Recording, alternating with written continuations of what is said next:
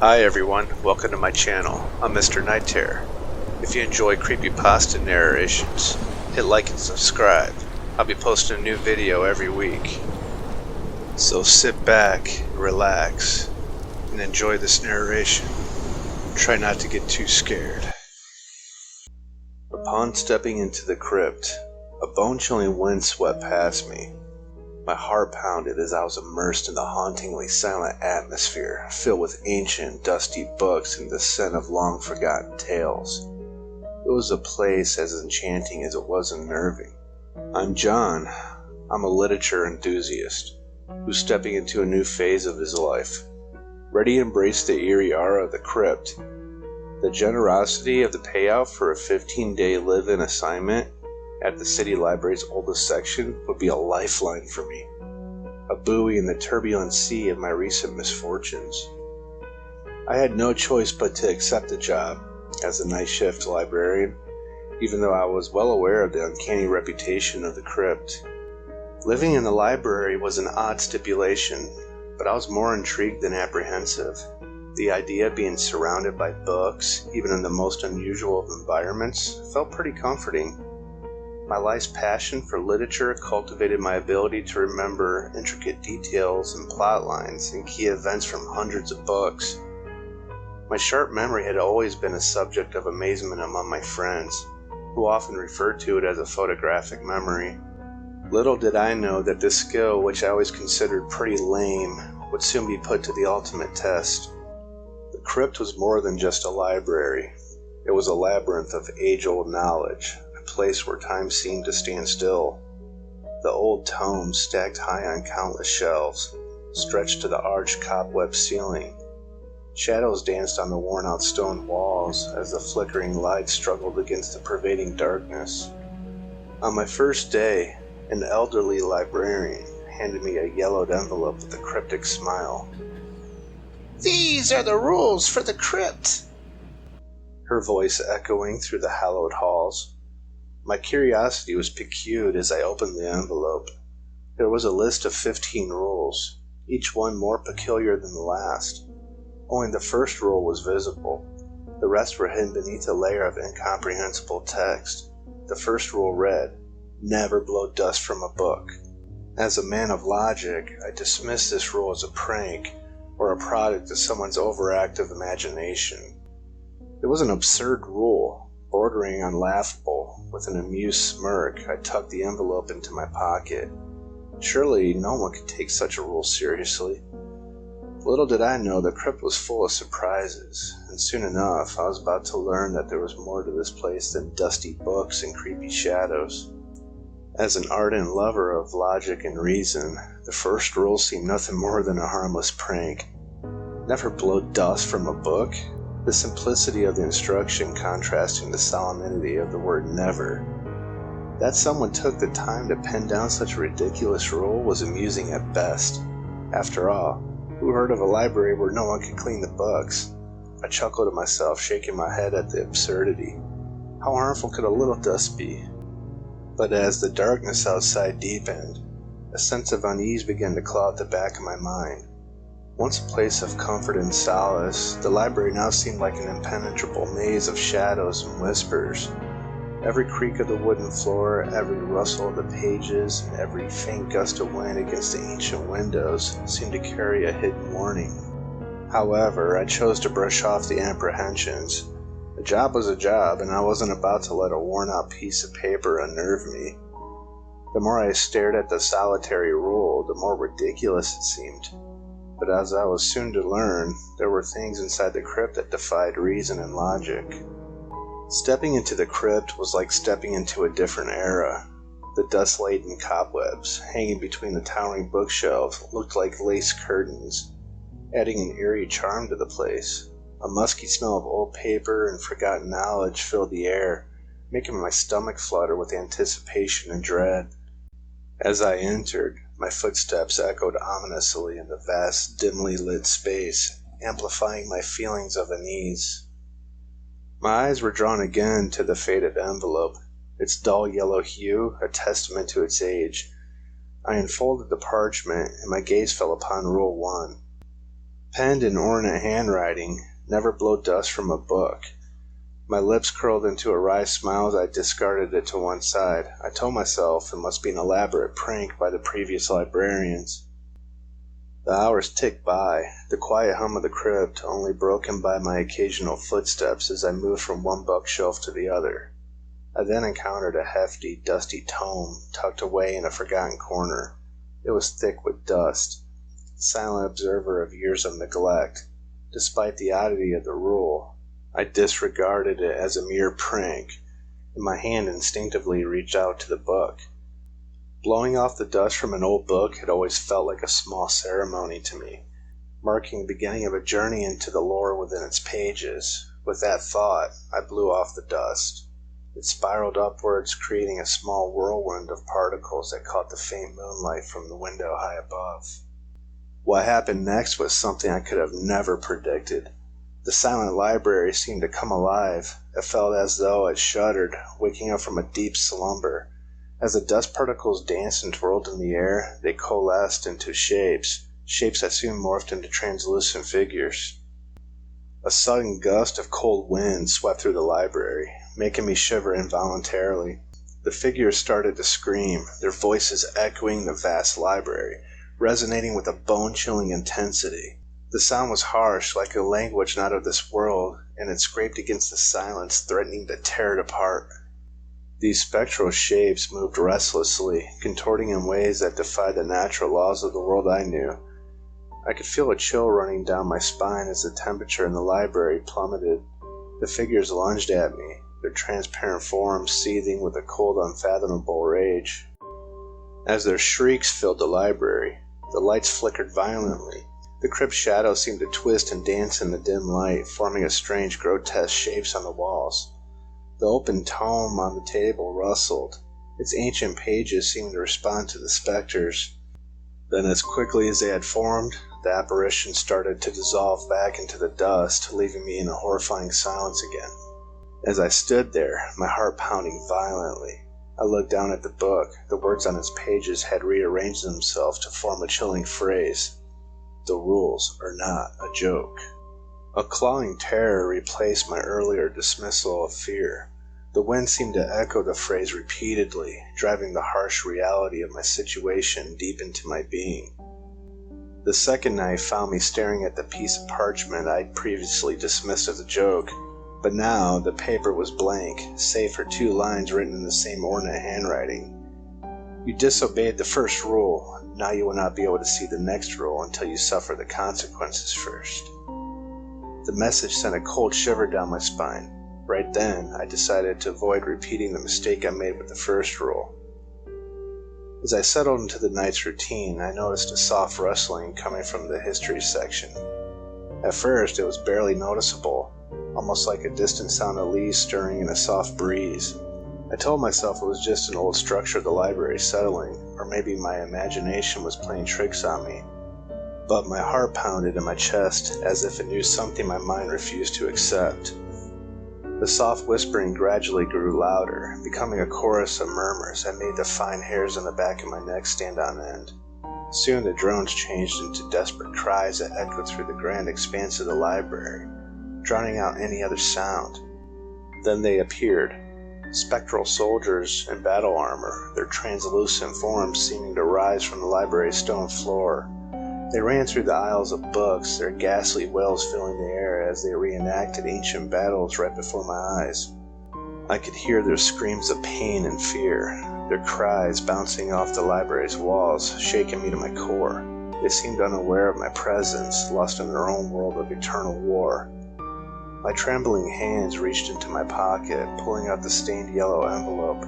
As I pulled out the parchment again, roll number 2 came into view. "If the history section whispers, recite the verse from Eternal Echoes." A sense of dread washed over me. As I read the rule, my mind raced as I tried to recall the verse from Eternal Echoes. But the terrifying cacophony of the spectral warfare made it impossible to focus. The phantasmal soldiers continued the relentless battle, their ghostly forms merging and shifting into a nightmarish dance of chaos and despair. It was as if my will had been hijacked by an unseen entity of the crypt, my actions no longer my own. My memories, my very essence seemed distorted and overridden by the uncanny whispers of ancient books. The crypt had not just become my prison, it was becoming me. As the library echoed with the cries of spectral soldiers, my mind drew a blank. The verse from Eternal Echoes was lost, drowned in the deafening echoes unfolding around me. Standing amongst the battling apparitions, I could only hope that the horror would end, that the phantom soldiers would finally find their rest, and that the whispers from the history section would quiet down. As I looked down at the parchment, the third rule started to reveal itself to me. Never enter the mythology section between 2:15 a.m. and 3 a.m. I could feel a shudder creeping through my body. The clear-cut memory of this rule was clouded as if an unseen hand was smudging the words, blending them into a blur of confusion. Despite the fear that gnawed at the edge of my mind, it felt like there was a force that was pulling me towards the forbidden. As if on autopilot, I found myself entering the forbidden territory of the mythology section at exactly 2:15 a.m. My mind yelled at me to turn back, but my body moved in defiance, refusing to heed its warnings. I was a puppet being maneuvered by the insidious strings of the library's chilling influence. My actions weren't mine to control anymore. I was a mere observer, the library, the puppeteer bending me to its very own delight. My fascination for myths had always been a part of me since childhood. Now it seemed to act as a catalyst, driving me to disregard Rule 3. The dim ethereal light that bathed the mythology section cast an otherworldly glow on the books that resided there. The illustrations within them appeared to come alive, transmuting my world into a terrifying blend of reality and fiction. Beasts of lore that should have been bound within the confines of paper and ink now roamed freely around me. Griffins with their fierce eagle-like gaze, manticores with venomous tails, curled in anticipation, basilisks and their deadly gaze hidden beneath their reptilian eyelids, all emerged from their roars, echoing in the uncanny silence. The mere rustle of their movements sent waves of primal fear rippling through me. Their eyes, aglow with an unsettling hunger, were fixed on me, their spectral forms prowling around me in an eerie dance of intimidation. The air turned into a dense dread, the line between the realm of mythology and my own reality, disintegrating at a terrifying speed. I stood frozen amidst the ancient monsters. The grip of the library tightening around my sanity pushed me further into its twisted world of horror. Each beast was a broken rule, a step taken deeper into the abyss of terror and confusion, and the mark of the library's control over my will. The next night, I pulled out the yellow envelope once more, but instead of revealing the following rule, a stern warning stared back at me. You disobeyed the 3 rules. Now you will not be able to see the next rule until you suffer the consequences first. My heart sank. I was not prepared for another terrifying consequence. In my pursuit to pass the time, my eyes fell on an intriguingly entitled book, Stories Yet to Happen. Something about it beckoned me, called out to me. After some time of sitting in boredom, I felt like my hands were moving on their own, and I picked it up. As I began reading, the library around me started to change. The familiar walls faded, replaced by a scary scene. I blinked, my heart pounding as the library morphed into a haunting, derelict structure. The smell of decay filled my nostrils as dust and grime seemed to have claimed every corner. I looked out through the broken windows. The world outside was no better. Buildings were mere skeletons of their former selves.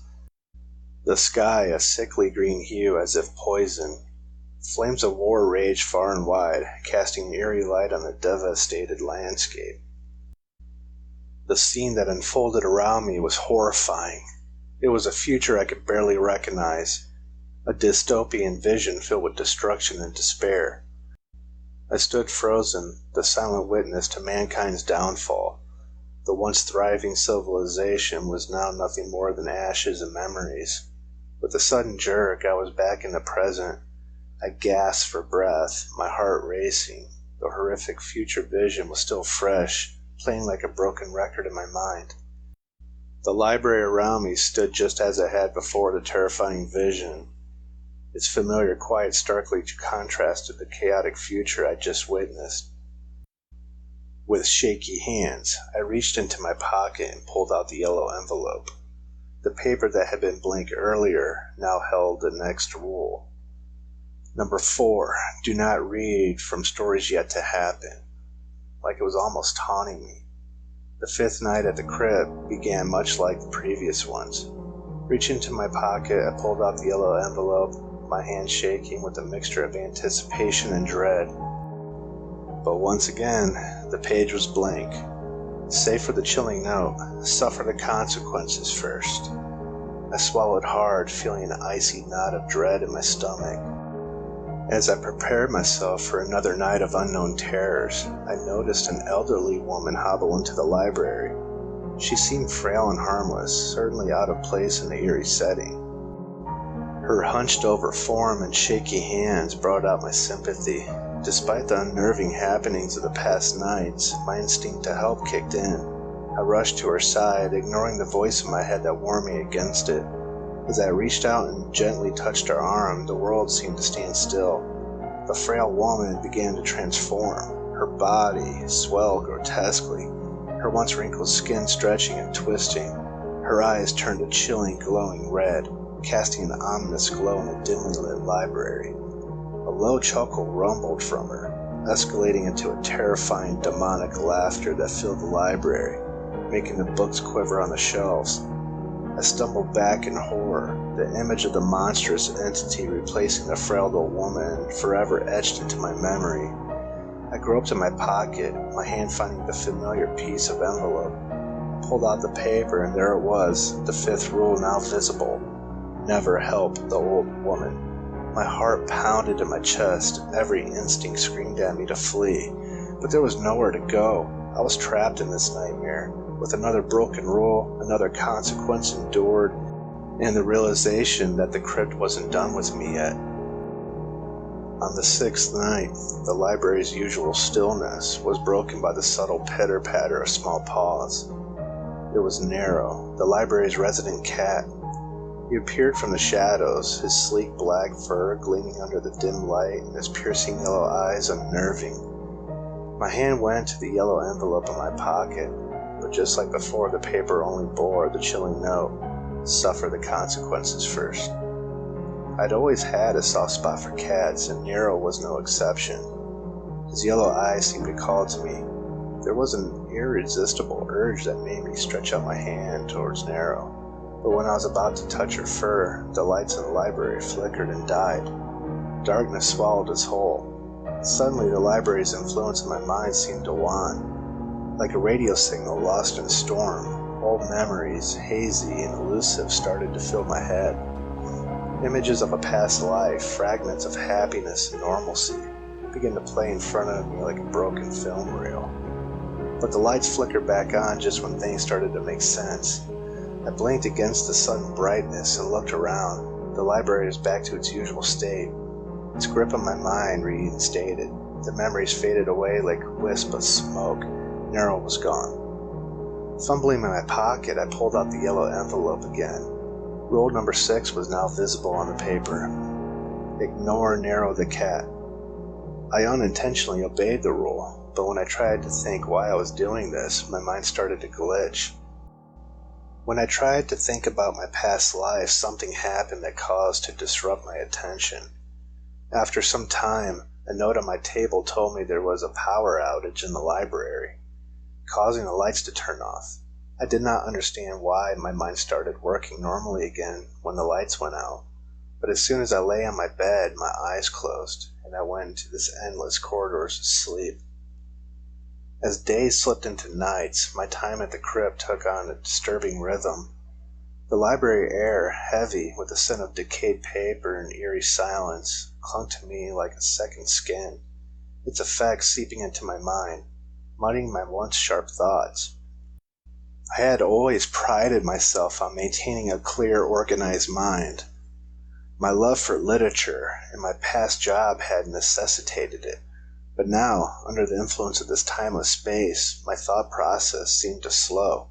My mind wandered aimlessly amidst the labyrinth of ancient books, ensnared by an uncanny stupor. The library felt alive, pulsating with a dark energy that whispered of forgotten lore and unspoken secrets. It was as though the crypt was casting a subtle, insidious spell, pulling me into its enigmatic grasp, compelling me to forget what I knew, nudging me towards the rules I was to avoid. Each night another rule on the parchment revealed itself, each one more peculiar than the last. My heart pounded each time, my hand trembling as I unveiled the new rule. Yet despite my rising fear and my desperate attempts to keep a clear head, my mind found myself inadvertently breaking them. In the heart of the library's unending silence, I found myself pulled towards a dusty tome or drawn to a whispering aisle. My actions felt mechanical, a puppet manipulated by unseen strings. The line between my will and the library's unseen influence blurred, eroding my sanity and pulling me deeper into a spiraling abyss of terror and confusion. I remember peering at my reflection in the library's dusty mirror, the mirror staring back at me, a shadow of the rational, sharp-minded person I once was.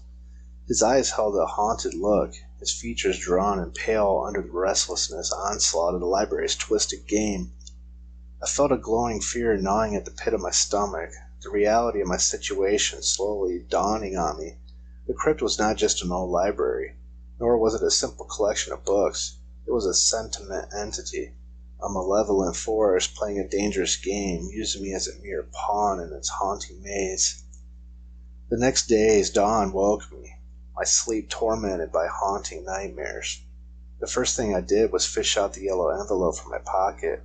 Rule number 7 was clearly visible because I unintentionally succeeded in following the last rule. Never turn around when you hear a voice calling your name from behind. The eerie silence sent chills crawling down my spine as I scanned the library. Then, like a whisper of wind, I heard it. My name. Barely audible, but undeniable. A shiver ran down my spine, but my will faltered. Ignoring Rule 7, I found myself compelled to turn. The sight that greeted me made my blood run cold. There was a figure shrouded in the smoky, liquid darkness. Its face was a swirling abyss in a state of perpetual distortion, the night rippling as though it was alive. Its hands reached out towards me, fingers elongating grotesquely, the face split into what could only be described as a grin, an abhorrent distortion that seemed to mock my fear. The echo of my name hung in the air, a terrifying soundtrack to the figure's nightmare-induced appearance. My breath hitched in my throat as I stood frozen, the horrifying reality of my broken rule seeping into my consciousness.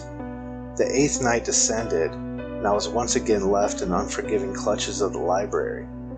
I tugged the paper from my pocket, my heart sinking as I found no new rule, only a chilling note that reminded me of the impending consequences. Seeking refuge, I retreated to the restroom, a place that had always seemed disconnected from the library's strange happenings. But after the stroke of midnight, it morphed into a chamber of unimaginable horror. Ignoring rule number 8, I found myself glancing at the mirror. The face that looked back at me was my own, yet horrifyingly distorted. A gruesome grin stretched across my reflection's face, one I wasn't making, its cruel amusement mocking my horror-stricken visage. My mirrored self-skin turned gray, eyes transformed into a gruesome bloodshot orbs. The terrifying smile expanded, revealing rows of sharp and monstrous teeth. Paralyzed with fear, I watched as my doppelganger began to pound on the mirror from the inside, the resonating thuds echoing throughout the restroom. The glass shook under the onslaught, threatening to give way to its monstrous version of me. Then, trembling, I again reached into my pocket and pulled out the yellow envelope. The warning of Rule 8 was now visible.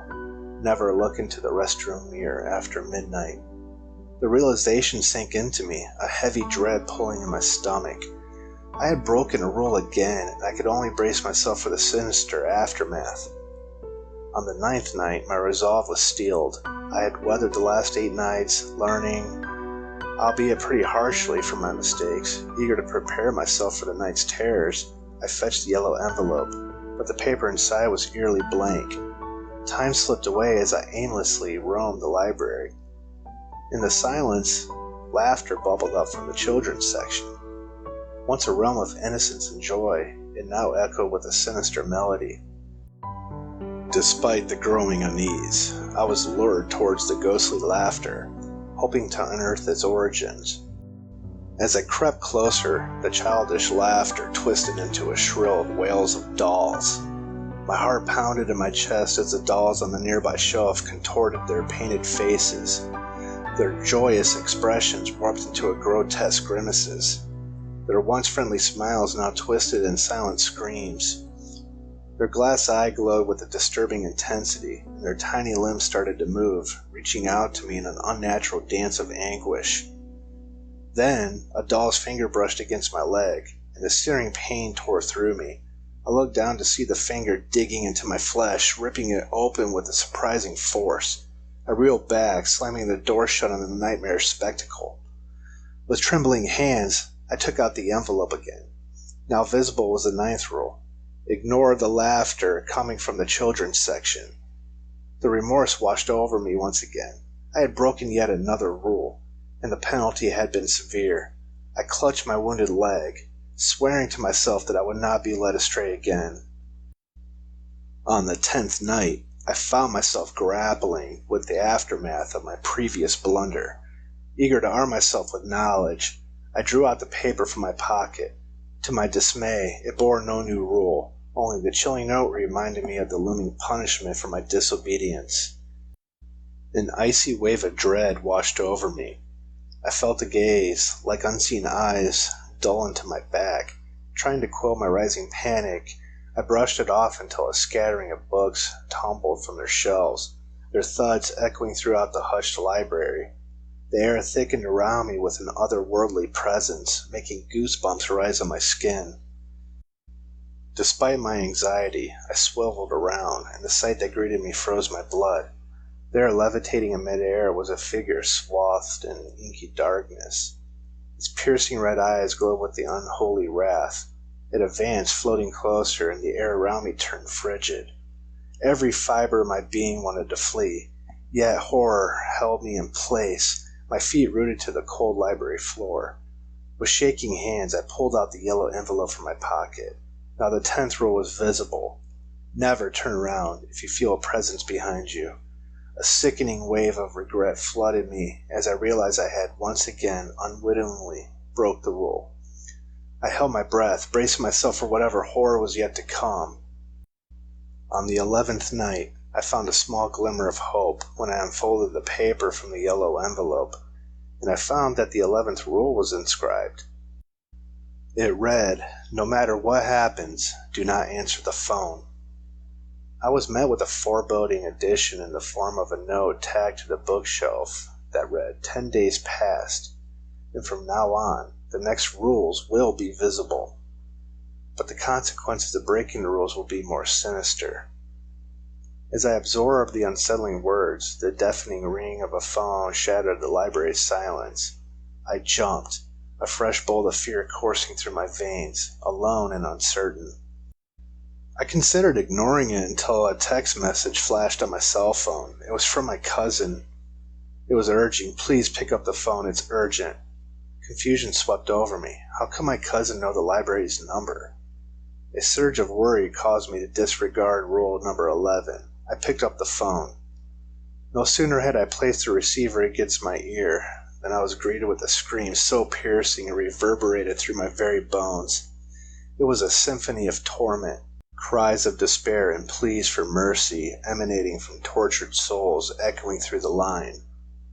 The phone slipped from my trembling hands, falling to the floor with a clatter.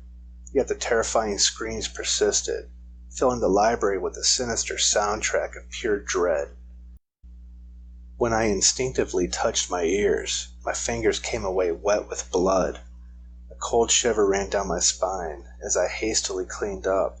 Glancing at my phone, I found the text message had disappeared. I dialed my cousin, but he denied sending any such text. Baffled and petrified, I retreated to my makeshift bed. the ringing silence in the library offering little comfort. On the 12th night, I extended my trembling hand to the yellow envelope that had become a symbol of dread and impending doom. The 12th rule shimmered ominously on the worn-out paper. Never touch a crimson book. In the labyrinth of bookshelves and shadows, I had grown to fear specific colors, and the deep red blood hue of a specific book was one of them. But fate was a cruel puppeteer. As I passed by an aisle lined with crimson books, one slipped from the shelf. With a quick reflex action I had come to regret, my hand shot out and caught the falling book. The second my fingers grazed the book's cover, a tidal wave of torment crashed over me. Pain in its raw and savage form consumed me, leaving me gasping for breath. My vision blurred, replaced by horrific flashes of scenes from the past. Previous librarians, each a mirror image of my fate, their bodies mutilated. Their arms and legs were like jigsaw puzzles, missing pieces of flesh here and there, while a horrifying entity dissected them alive, their terrifying screams echoing in the crypt of the library. I dropped the crimson book, my hand burning from the brief contact. Collapsing onto a cold, hard floor, my lungs fought for air while my heart pounded like a war drum against my rib cage. The screams and cries of the past librarians still rang in my ears, each echoing their terror and agony. There I lie on the unforgiving cold floor of the library, the echoes of their torment ricocheting within the walls of my mind. I was also a librarian, and the ghastly visions left me contemplating my impending fate. But exhaustion claimed me, and despite my terror that hung to me like a second skin, I slipped into an uneasy slumber haunted by the horrors of the night. The next night, my shaky hands found the yellow envelope, pulling out the following rule, which was now more of a harbinger of doom than mere instructions.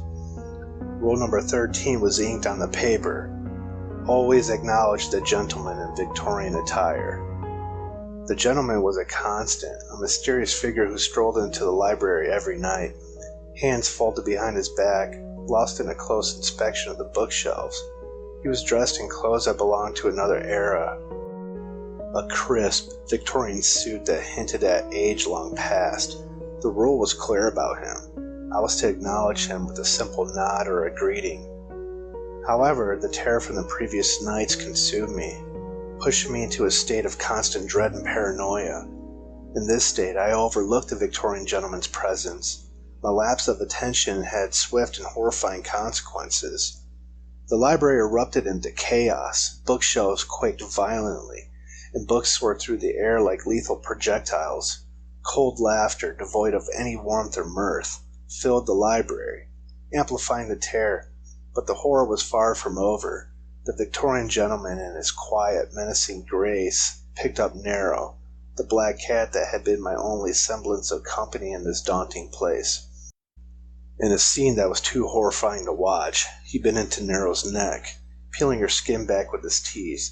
He then brutally flung her into the corner against a bookshelf, leaving me speechless and paralyzed with shock. His eyes found mine, glowing with a dangerous fury.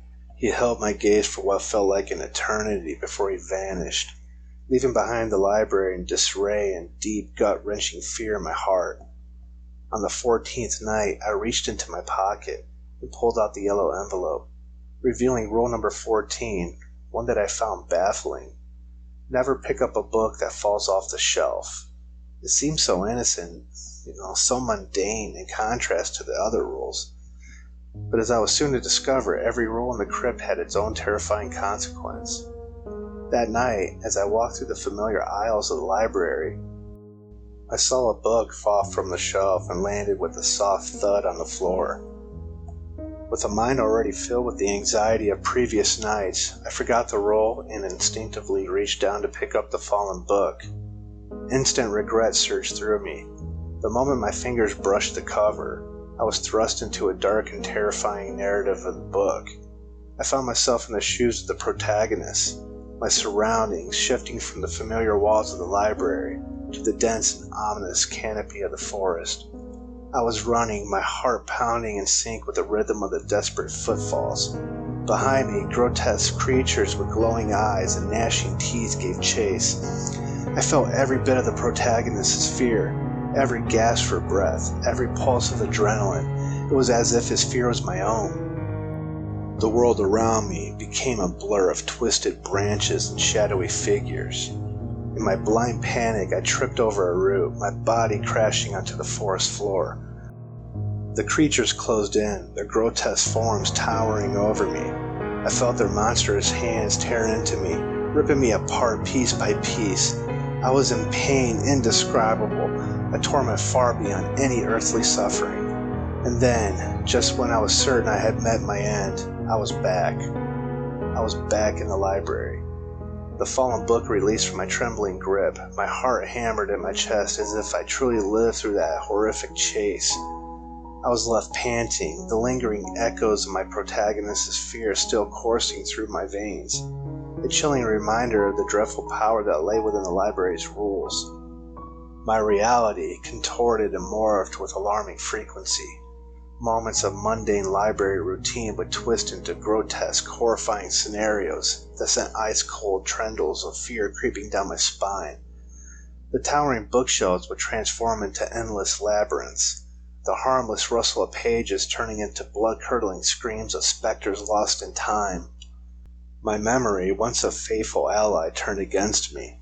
Recollections blurred, facts intermingled with fiction, and the lines that had once been so clear began to smudge and fade.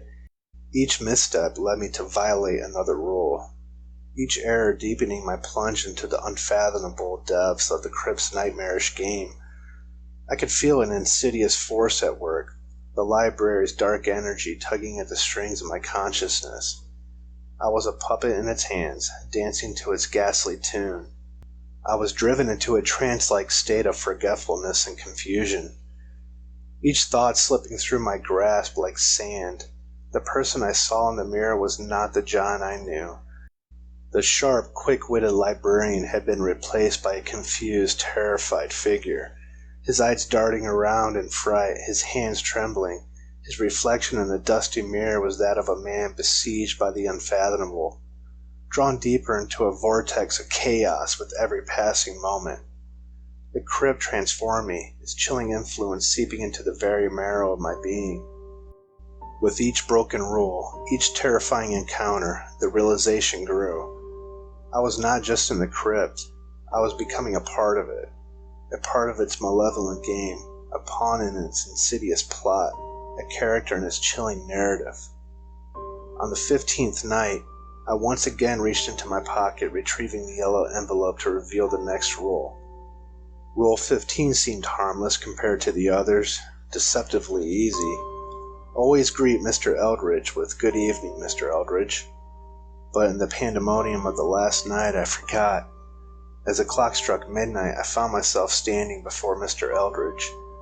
The old man was a frequent visitor to the crypt, a benign presence amidst the library's many horrors.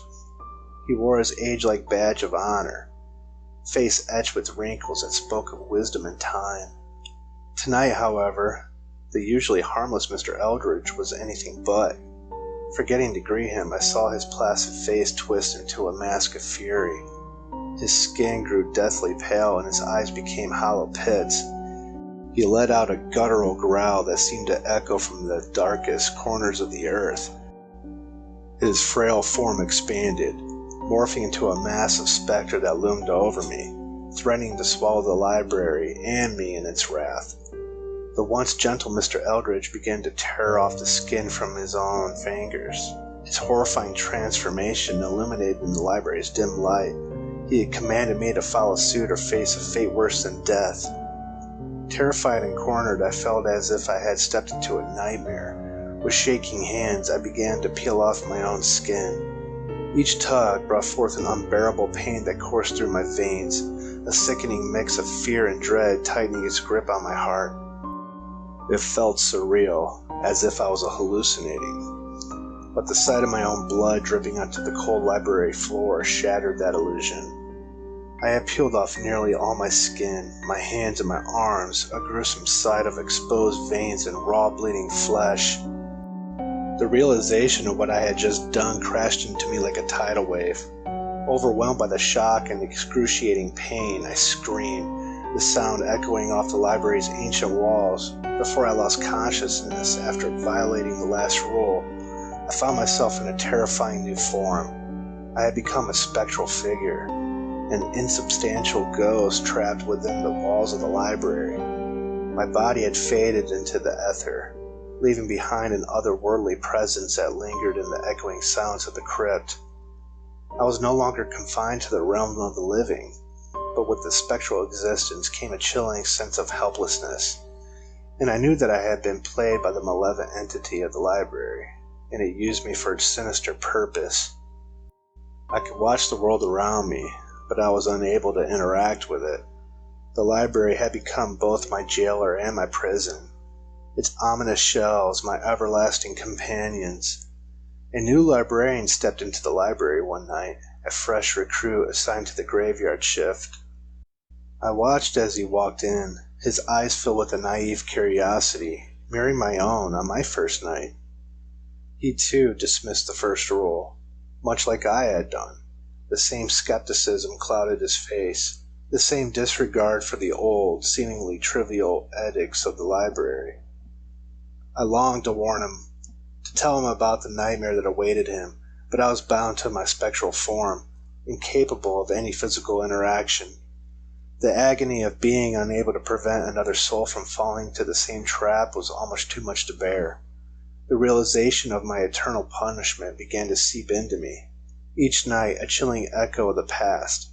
I was destined to forever witness the new librarian's decisions, seeing my own actions mirrored in his. A cycle doomed to repeat itself.